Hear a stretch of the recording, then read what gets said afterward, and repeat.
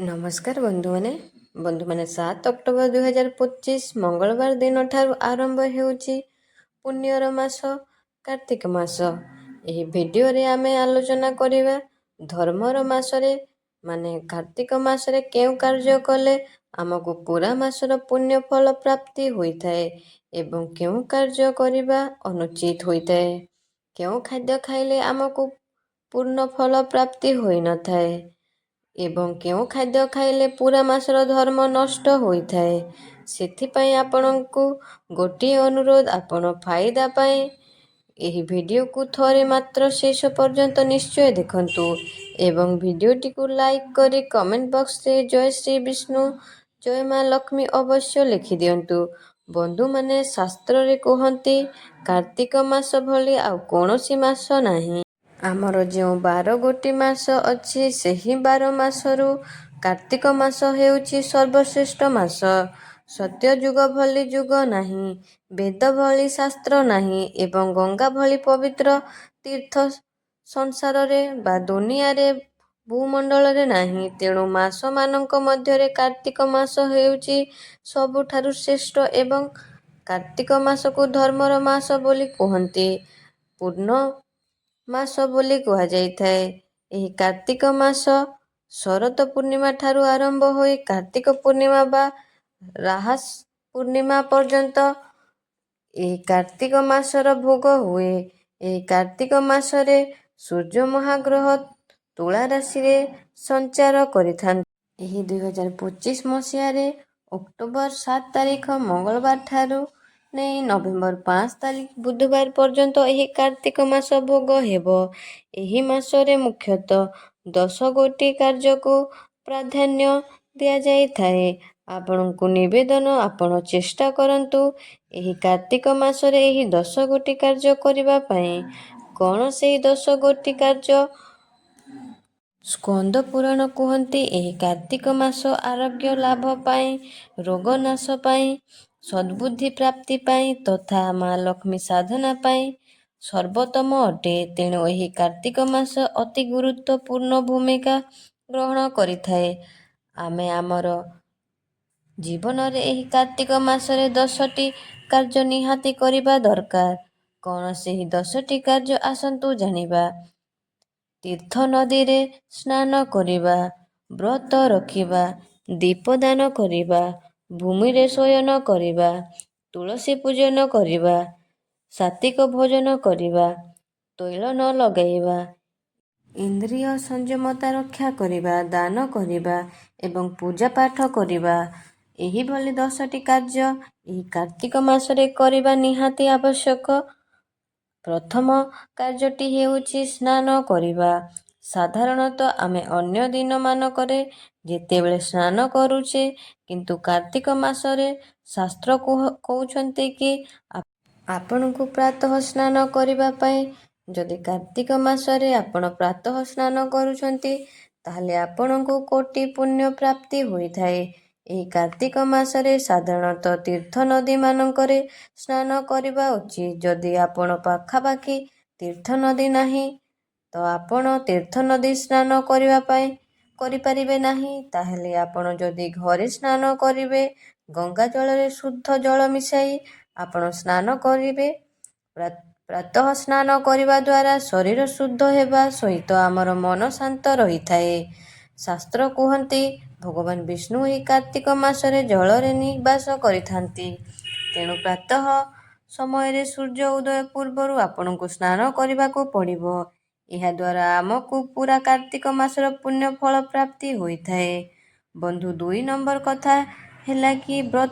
3 number କଥା ହେଲା କି ଦୀପଦାନ କରିବା। ଧର୍ମସିନ୍ଧୁ ଗ୍ରନ୍ଥ ସୁନ୍ଦର ଭାବରେ ବର୍ଣ୍ଣନା କରିଛନ୍ତି କି ଯେଉଁ ବ୍ୟକ୍ତି ବିଶେଷମାନେ କାର୍ତ୍ତିକ ମାସରେ ଦୀପଦାନ କରନ୍ତି, ସେମାନେ 16 କଳାକୁ ପ୍ରାପ୍ତ କରିଥାନ୍ତି।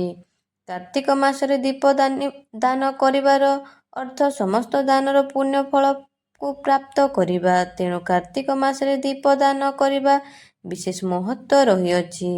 ପ୍ରତ୍ୟେକ ଦିନ ସକାଳୁ ପ୍ରାତଃ ସ୍ନାନ କରିସାରିଲା ପରେ ସୂର୍ଯ୍ୟ ମହାଗ୍ରହକୁ ପୂଜା କରିବା, ସୂର୍ଯ୍ୟ ମହାଗ୍ରହକୁ ଦୀପଦାନ କରିବା, ତାପରେ ମା ବୃନ୍ଦାବତୀକୁ ଜଳ ସମର୍ପଣ କରିବା, ବୃନ୍ଦାବତୀକୁ ପୂଜା କରି ବୃନ୍ଦାବତୀକୁ ଦୀପଦାନ କରିବା ଉଚିତ। ତାପରେ ରାଇ ଦାମୋଦରର ପୂଜା କରିବା ବିଧି ରହିଅଛି। ଏହି କାର୍ତ୍ତିକ ମାସରେ ଯଦି ଆମେ କାର୍ତ୍ତିକ ମାସରେ ଦୀପଦାନ କରୁଛେ, ତାହେଲେ ସମସ୍ତ ପୁଣ୍ୟ ଫଳ ଆମକୁ ପ୍ରାପ୍ତ ହୋଇଥାଏ। ଚତୁର୍ଥ କଥା ହେଉଛି ଭୂମିରେ ଶୟନ କରିବା।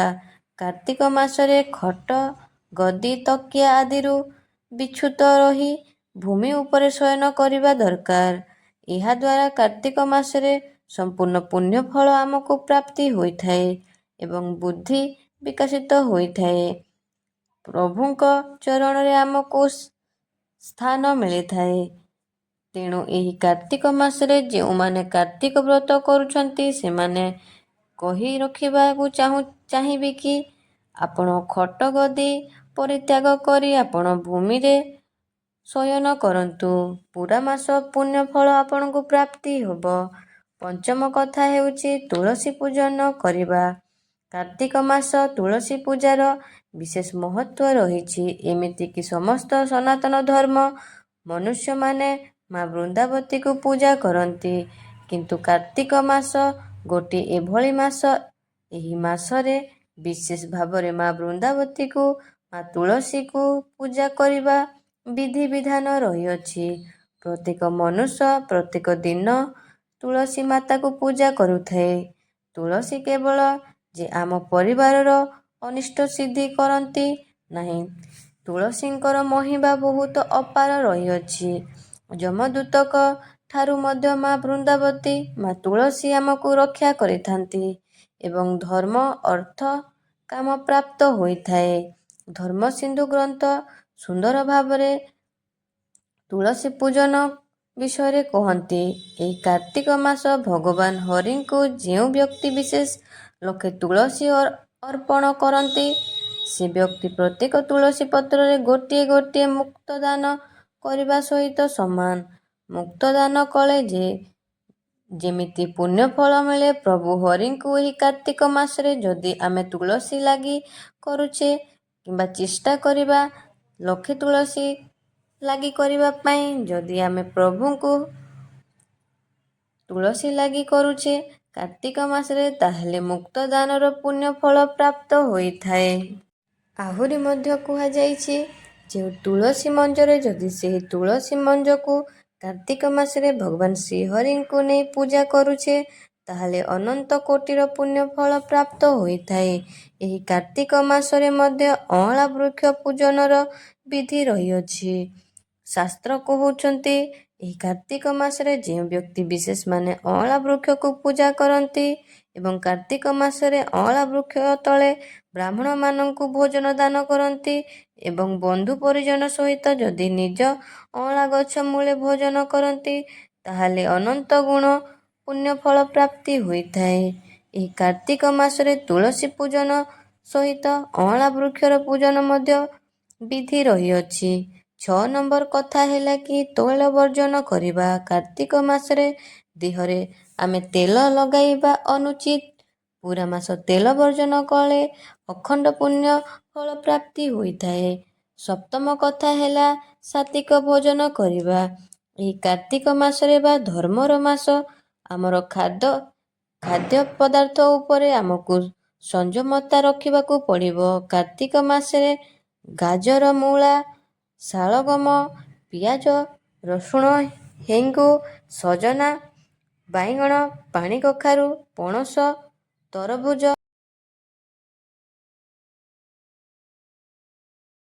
କଇଥ ଏବଂ ଯେଉଁ ଦ୍ରବ୍ୟକୁ 2 ଥର ରୋଷେଇ କରାଯାଏ, ସେହିଭଳି ଦ୍ରବ୍ୟକୁ ବର୍ଜନ କରିବା ଦରକାର। ଯେମିତି ଆପଣଙ୍କର ସୁଜି ହାଲୁଆ। ପ୍ରଥମେ ଆମେ ସୁଜିକୁ ଭାଜୁଛେ, ତାପରେ ପୁଣି କ୍ଷୀର ଦେଇ ସିଝାଉଛେ, ତେଣୁ 2 ଥର କରାଗଲା। ତେଣୁ ବିଶେଷ ଭାବରେ କାର୍ତ୍ତିକ ମାସରେ ସୁଜିକୁ ବର୍ଜନ କରିବା ଦରକାର। ତା ସହିତ ଆମିଷ ବାସି ଖାଦ୍ୟ, ହରଡ଼, ମସୁର, ଚଣା, କୋଳଥ ଆଦିକୁ ମଧ୍ୟ ବର୍ଜନ କରିବା ଉଚିତ। ସପ୍ତମ ତିଥିରେ ଅଁଳା ଏବଂ ରାଶି ଖାଇବା ମନା ଅଟେ। ଅଷ୍ଟମୀ ତିଥିରେ ନଡ଼ିଆ ଖାଇବା ଅନୁଚିତ। ଏହି କାର୍ତ୍ତିକ ମାସରେ ଆମେ ଆମର ଖାଦ୍ୟ ଉପରେ ସଂଯମତା ରକ୍ଷା କରିବାକୁ ପଡ଼ିବ। ଅଷ୍ଟମ କଥା ହେଉଛି ଇନ୍ଦ୍ରିୟ ସଂଯମତା ରଖିବା। କାର୍ତ୍ତିକ ମାସରେ ଯଦି ଆମେ ବ୍ରତ ରଖୁଛେ ବା ଯଦି ବ୍ରତ ନ ରଖୁଛେ ତାହେଲେ ମଧ୍ୟ ଏହି କାର୍ତ୍ତିକ ମାସରେ ଆମେ ଆମର ଇନ୍ଦ୍ରିୟମାନଙ୍କ ଉପରେ ସଂଯମତା ରକ୍ଷା କରିବାକୁ ହେବ। କେମିତି ଆମେ ସଂଯମତା ରକ୍ଷା କରିବା?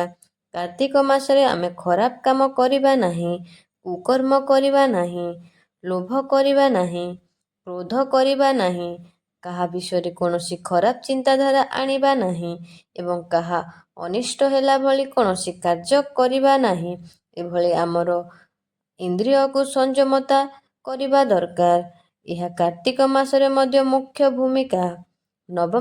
ନବମ କଥା ହେଉଛି ଦାନ କରିବା। ଏହି କାର୍ତ୍ତିକ ମାସରେ ସ୍ନାନ ଦାନ କରିବାର ବହୁତ ମହତ୍ତ୍ୱ ରହିଅଛି। ଏହି କାର୍ତ୍ତିକ ମାସରେ ଆପଣ କୌଣସି ବ୍ରାହ୍ମଣ କିମ୍ବା ଆପଣଙ୍କର କୁଳ ପୁରୋହିତକୁ ଦାନ କରନ୍ତୁ। ଦାନ କରିବାର ବିଶେଷତା ଏହି କାର୍ତ୍ତିକ ମାସରେ ହିଁ ରହିଅଛି।